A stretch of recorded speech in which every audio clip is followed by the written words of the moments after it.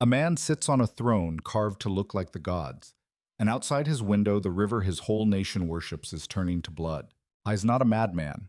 He's not simply stubborn. He's a man who is certain, all the way down, that he himself is a god. And if you have ever gripped something you were sure you could control, right up to the moment it slipped through your fingers, you already know something about him. What is happening to his kingdom will be scratched onto papyrus, carried down through 3,000 years, read aloud in synagogues and around family tables every single spring. 10 strikes against an empire. It would become the most retold rescue story in the history of the world. 10 plagues. 10 blows, landing on the most powerful nation on earth over the span of a few short weeks, each one heavier than the one before. And here's the thing almost everyone misses. They were not random. This was not raw power flailing in the dark, hitting whatever it happened to hit. Each plague was aimed. Every single one was a targeted strike against a specific god of Egypt. The river god, the frog goddess, the sun god at the very top. God said it himself before the last blow fell. In the book of Exodus, chapter 12, verse 12, "On all the gods of Egypt I will execute judgment. I am the Lord." Think of it less like a mob screaming in a square, and more like a prosecutor standing in a courtroom, calling each defendant forward by name, one at a time, in order. That order is the whole point. That is what we are going to do. Walk through all 10 in the order they fell, and see the exact God each one was built to destroy, and watch one man's heart change from stone into ash along the way. Let us start at the beginning. It begins at the water. To understand why the first plague lands where it does, you have to understand what the Nile was to Egypt. It was not just a river. Everything Egypt was, its food, its trade, its drinking water, its very survival, flowed out of that one channel of water cutting through the desert. And they knew it. So they worshipped it. The god of the Nile was called Hapi, the god who made the waters rise every year and made the whole nation live. So look at where the very first blow falls. Not a fire in the sky, not an army at the gate, the water. God tells Moses exactly what will happen. In Exodus chapter 7, verse 17, "By this you shall know that I am the Lord. Behold, with the staff that is in my hand I will strike the water that is in the Nile, and it shall turn into blood." And it does. Verse 20, "All the water in the Nile turned into blood. The fish die. The river stinks. The thing they called a god is now a channel of rot running through the middle of the country. Strike one, and the god of the Nile is already on the floor." Pharaoh does not bend. His own magicians manage some cheap imitation of the trick, and that is enough for him to turn around and walk back into his palace. The text is careful here. It does not say God forced him to ignore it. It says he hardened his own heart. Hold on to that, because this is where most people get the story exactly backwards. We tend to picture a poor, trapped Pharaoh, a man God squeezed and cornered until he had no choice, almost a victim. That is not what the early chapters show. Again and again at the start, it is Pharaoh who hardens Pharaoh. Chapter 8, verse 15. "When Pharaoh saw that there was a respite, he hardened his heart. He chose the stone."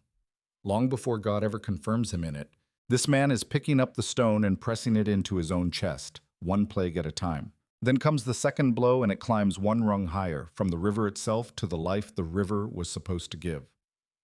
Frogs. Chapter 8, verse 2. "I will plague all your country with frogs." Now this was not just gross. Egypt had a goddess of fertility and birth named Heqet, and they pictured her with the head of a frog. Frogs were her sacred sign of new life. So God takes her symbol and buries the nation in it. Verse 6. "The frogs came up and covered the land of Egypt." And here the picture turns from strange to unbearable. The frogs die. All of them, all at once. Chapter 8, verse 14. "They gathered them together in heaps, and the land stank." Picture that. Not one dead frog, but heaps of them, piled in the corners of every house, in the ovens, in the beds, rotting in the heat, until the smell of the goddess of life is the smell of death in every room you walk into. That is what the symbol of new life had become. Pharaoh begs Moses to make it stop. Moses does. And the moment the air clears, chapter 8, verse 15 again, "He hardened his heart and would not listen." He turns the smoke alarm down while the house is still burning. Then the third blow, and it is smaller, and somehow that makes it worse. Gnats. Not from the river this time, but from the dust of the ground. Chapter 8, verse 17. All the dust of the earth became gnats in all the land of Egypt. And this is the moment Pharaoh's own experts break. They had faked the blood. They had faked the frogs. This one they cannot copy. And it is his magicians, not Moses, who say the words. Chapter 8, verse 19. This is the finger of God. His own priests can see it. 3 gods have fallen, and Pharaoh's heart is still stone. Now the line moves. From here on, Egypt bleeds and Goshen does not. Up to this point, everyone in the land had suffered together, Egyptian and Hebrew, side by side.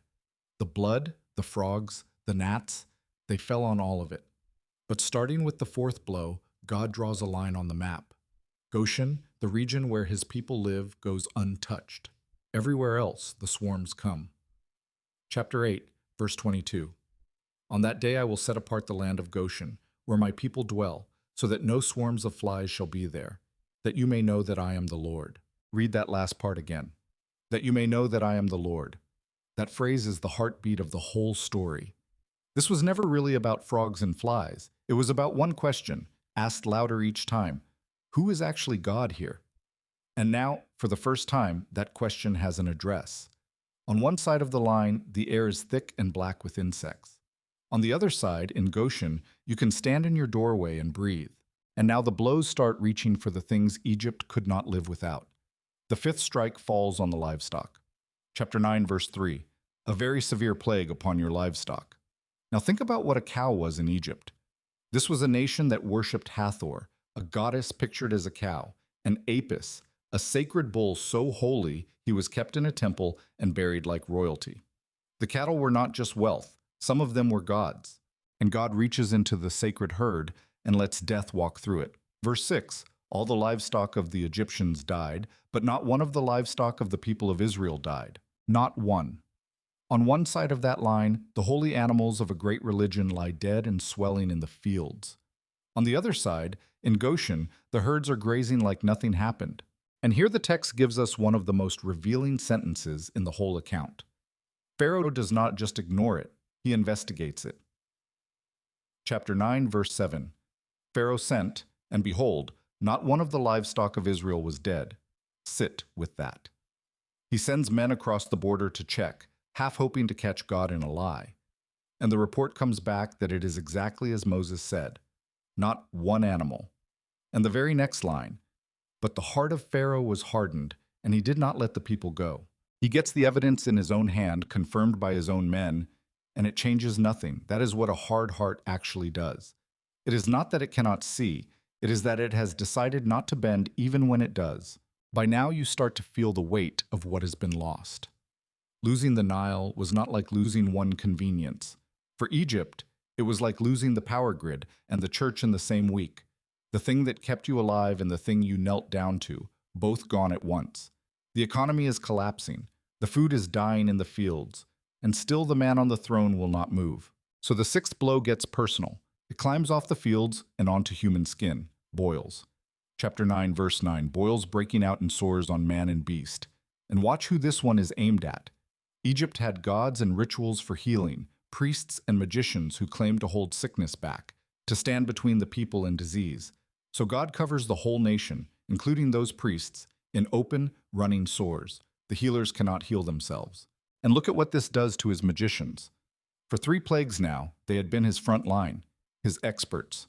The men who were supposed to prove he had power of his own, who had faked the blood and faked the frogs. And now look at them. Chapter 9, verse 11. The magicians could not stand before Moses because of the boils. The most powerful sorcerers in Egypt cannot even stand up straight. They cannot lift a hand. The men whose entire job was to look strong in front of Pharaoh can no longer hold their own bodies upright. His last line of defense is on the ground, bleeding, and there is no one left to fake anything. So let us stop and count what has fallen. The god of the Nile, drowned in blood. The frog goddess of new life, buried in rot. The gnats his priests could not copy. The flies that skipped over Goshen. The sacred cattle, dead in the field, while Israel's herds grazed on. And now the healers, covered in the very sores they claimed to cure. 6 gods down. 6. Every layer of Egypt's power, its river, its fertility, its wealth, its magic, its medicine, stripped away one at a time. and the man on the throne still has not bent his neck 1 inch. If seeing these plagues in order, seeing the target behind each one, is opening this story up for you in a way it never was before, then do something with that. Help us get it in front of someone else. Subscribe, leave a comment, send it to one person who has only ever heard this as a children's story. Because we are only just getting to the sky, and now it moves to the sky. For 6 plagues, the strikes had come from the ground and the water, the river, the dust, the fields, the skin. But the last 3 climb upward, into the realm Egypt thought was farthest above human reach. And this is where the order stops being a list and starts being an argument. The 7th blow is hail, not a spring shower. Chapter 9, verse 23. The Lord rained hail on the land of Egypt. Egypt barely knew rain.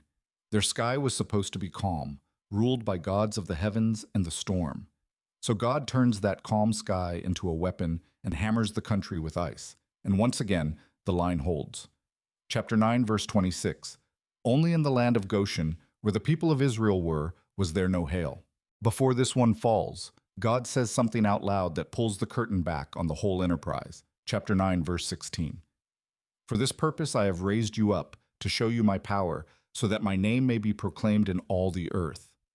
That is the argument, stated plainly. This was never mainly about setting slaves free, as staggering as that was. It was about a name being made known in every land, that there is one God over all the gods people bow to. Then the 8th blow comes to finish what the hail started. Locusts. Chapter 10, verse 13. The east wind brought the locusts, and whatever green thing the hail had left standing, the locusts stripped to bare stalk. Chapter 10, verse 15. Not a green thing remained, neither tree nor plant of the field, through all the land of Egypt. The gods of the harvest, the gods of the grain, there is nothing left for them to protect. The pantry of an empire, emptied in a day. And then the 9th blow. And this one is the loudest thing God has said yet, because he does not raise his hand. He lowers it. Chapter 10, verse 21. There was darkness in all the land of Egypt 3 days, a darkness to be felt. A darkness you could feel. And you have to understand who sat at the very top of Egypt's gods to feel the weight of this. It was Ra, the sun god, the greatest god in the land, the one Pharaoh himself claimed to be descended from, the source of all light and life. For 3 days, God simply turns him off. No sun, no moon, nothing. The chief god of Egypt cannot produce a single ray of light, and the line holds one more time. Chapter 10, verse 23. They did not see one another, nor did anyone rise from his place for 3 days, but all the people of Israel had light where they lived. Look at the order now, from the whole height of it. God started at the river and worked his way up, rung by rung, through fertility and wealth and magic and medicine and the storm, all the way to the sun at the very top of the ladder. He did not swing wildly. He climbed. He saved the highest God for nearly last and switched him off like a lamp. Now, this is the point where an honest guide has to stop and admit what we do not know. The Bible never tells us this Pharaoh's name. It does not give us a year, and people have filled that silence in every direction. Many scholars connect this to Ramesses II and place it around 1250 before Christ. Others hold to an earlier date, around 1446, based on the numbers given in 1 Kings. The honest answer is that we cannot say for certain which man sat on that throne. But here's what I would gently point out. The text does not seem to care. It never bothers to name him. And that silence is its own kind of message, because the story was never really about which Pharaoh it was. It was about the one standing over every god that Pharaoh knelt to, and we are not the first to remember it. Writing near the end of the 1st century, the Jewish historian Josephus recorded these same events, the plagues and the night Egypt let Israel go, as real history his people had carried for centuries. And you can still walk the temple of Karnak today and stand among the carvings where Ra sat enthroned at the center of Egyptian worship, the very god who, for 3 days, could not light a single room. 9 gods have fallen. There is one left, and it is the one closest to the throne. And then everything goes quiet. One last plague. 9 gods have fallen, and Pharaoh is still on his throne. So God tells Moses what the 10th blow will be, and it is the one that will finally break him. Chapter 11, verse 5. Every firstborn in the land of Egypt shall die, from the firstborn of Pharaoh, who sits on his throne, even to the firstborn of the slave girl. And here is why this is the top of the ladder, the final God. In Egypt, Pharaoh was not just a king, he was believed to be a living God, and his firstborn son was the next living God, the divine line itself, the future stretching out ahead of the throne. So the last strike does not fall on a river or a field or a sky. It falls on the throne, on the God King's own house, on the future God sleeping in the palace. This is not God losing his temper and reaching for the worst thing he can find. This is the top rung of a ladder he has been climbing since the water turned to blood. But before that night comes, God does something he has not done in any of the previous 9. He tells his own people to do something, because this time, simply living in Goshen is not enough. This time, every household has to act. Each family is to take a lamb, kill it, and put its blood where it can be seen. Chapter 12, verse 7. They shall take some of the blood and put it on the 2 doorposts and the lintel of the houses. And look at how they were told to eat that night, because it tells you everything about the moment. Chapter 12, verse 11. In this manner you shall eat it, with your belt fastened, your sandals on your feet, and your staff in your hand. Eat it in a hurry. This was not a quiet family dinner. This was a meal eaten standing up, dressed to walk out the door. Belt tied, shoes on, staff already in hand, like a family that sleeps in their clothes the night before a dawn flight. Everything already stacked by the door. 400 years of slavery, and God tells them to eat with their coats on, because deliverance is going to come so fast they will not have time to pack. Now picture the door itself. It is dark. A father takes a bowl of a lamb's blood, and with his hand wipes it up the 2 side posts of his door and across the beam above it. The wood is black in the night, and now it is marked, and God tells them exactly what that mark will do. Chapter 12, verse 13. The blood shall be a sign for you on the houses where you are. And when I see the blood, I will pass over you. When I see the blood, I will pass over you. Not when I see how good you are. Not when I see which nation you belong to. Not when I see how much you have suffered. When I see the blood. Something innocent had to die, and its blood had to stand in the place of the life inside that house. That is the principle the whole night turns on, and it is the principle the whole Bible turns on, a life given in the place of a life owed. And then, midnight. Chapter 12, verse 29. At midnight the Lord struck down all the firstborn in the land of Egypt. Somewhere in the palace, the boy who was supposed to be the next living god of Egypt stops breathing. The divine line, the future they worshipped, gone in a single hour. And what follows is one of the most devastating lines in all of Scripture. Chapter 12, verse 30. There was a great cry in Egypt, for there was not a house where someone was not dead. Not one house. From the palace to the prison, every home in Egypt has a body in it that morning, and the sound of an entire nation weeping at once rises up in the dark. Now, we have to be careful here, because many of us have quietly filed this away as an old Jewish story. Passover, the thing that happened to those people, back then, far away. But look again at what actually saved a home that night. It was not their bloodline. It was not being good enough. It was not even being born an Israelite. The text tells us a mixed multitude went out with them, foreigners who threw in their lot with this God at the last minute. What saved a house was one thing only, whether there was blood on the door, whether a life had been given in the place of the life inside. That is not an ethnic rule. That is not ancient history for one people. That is a principle as wide as the human race. And that is where you have to slow down and look at that door one more time. An innocent lamb killed, its blood brushed across the wood, up the 2 posts and along the beam above. A life given so that the ones inside could be passed over. Do you hear the echo in that? Centuries later, another innocent lamb would be lifted up on 2 posts of wood and a beam, and God would look at that blood and pass over everyone standing behind it. The lamb on the doorframe was never the point. It was a picture, waiting all those centuries for the one it pointed to, the Lamb of God, whose blood says over your life, the price has already been paid here. That is what the first Passover was pointing at the whole time. And in the palace, the God King who thought he was the point is about to find out he never was. By morning, the God King is broken. The man who once asked, "Who is the Lord?" that I should obey his voice. The man who sent investigators across a border and hardened his heart against their report. Who watched 9 of his gods fall and did not bend 1 inch. That man is now sitting in the dark with a dead son in the house.